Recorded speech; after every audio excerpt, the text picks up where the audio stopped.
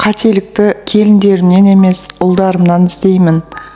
Өмірде болған ой саларлық оқиға. Алланың қалауымен бас қосқан жарыммен 2 ұл, 1 қыз сүйдім. Тұңғышым Болат шаңырақ көтеріп, үйге келін әкелгенде, кемпірімнің қуанышында шек болмады. Жас келіннің маңдайынан сүйіп, үнемі айналып толғанып отыратын. Небәрі 20 жасында үйінен ұзатылып шыққан бала келінде қамқоршы енесіне тез бауыр басып, тіл табысып кетті.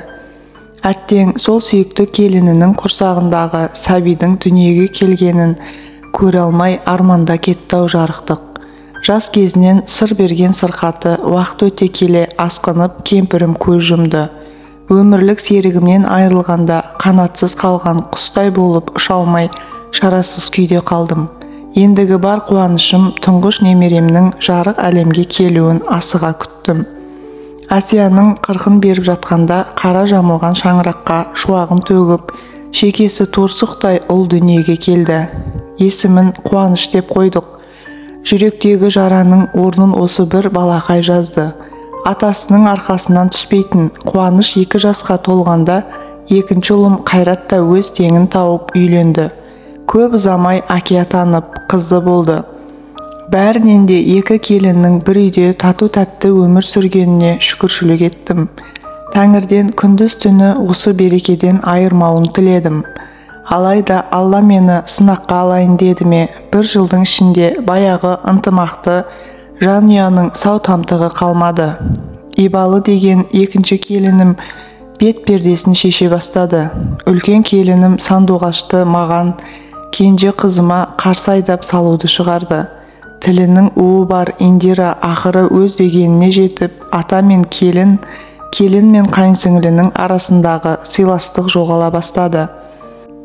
4 қабырғаның ішінде өмір сүріп жатсақ та, қызым екеуміз бөлек ас ішіп, кір қолаңымызды өзіміз жуып жүрдік.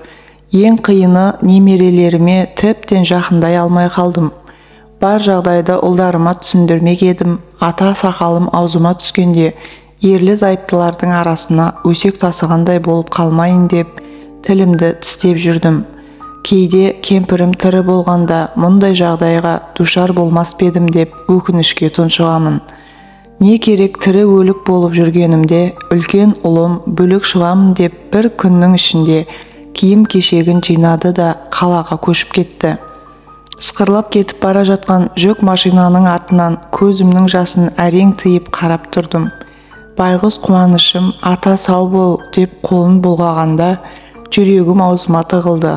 Болат кеткелі ол үйдегі жан азабым еселене түсті. Төрінен көрі жақын өзім үшін емес, мектепті енді ғана аяқтағалы отырған қызым Жанеркенің болашағы үшін алаңдаймын. Қашанғы шыдауға болады? Bir күні Қайсар жұмыстан келгенде ішімдегі бар мұң шерімді таратып, үйдегі жағдайды баяндадым. Бірақ осы әрекетім үшін өкіндім. Өйткені ұлымның да көзін шел басқан екен. Шындықты жалған деп бар жағдайға өзімді кінәлап шықты.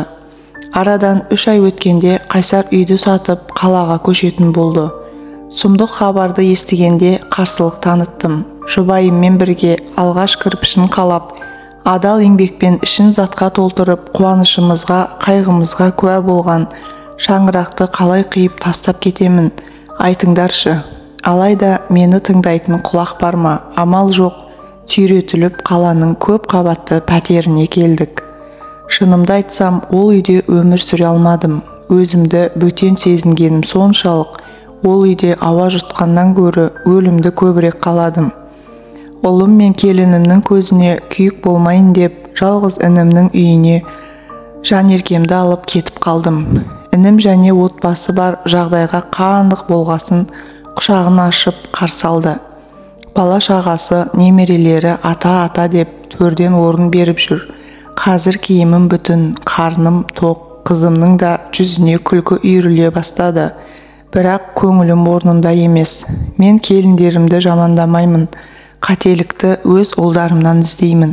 Себебі қыз баланы бойжеткенге дейін ата-анасы тәрбиелесе, тұрмысқа шыққасын енесі мен атасы және бастысы күйеуі тәрбиелеу қажет.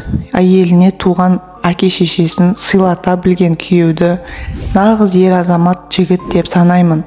Тәрбие беріп, мейірім шапағатын төгіп, оқытып, тоқытқан адамды бойынан күш-қуаты кеткенде қамқорлығына алмаған ұлдардың барынан жоғы дейсің. Осындайда іштен шыққан шұбар жыландарым-ай, мен әлі де оларды күтіп жүрмін.